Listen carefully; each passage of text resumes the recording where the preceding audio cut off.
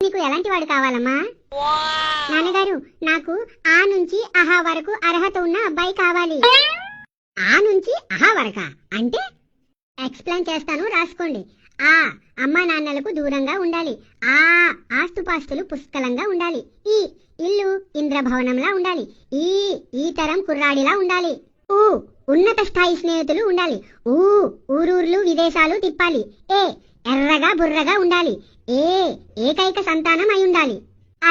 అయిన వాళ్లను లిమిట్స్ లో ఉంచాలి. ఒడ్డు పొడుగు బాగుండాలి.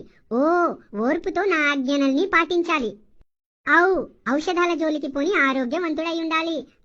అంతులేని ప్రేమని నాకే పంచాలి.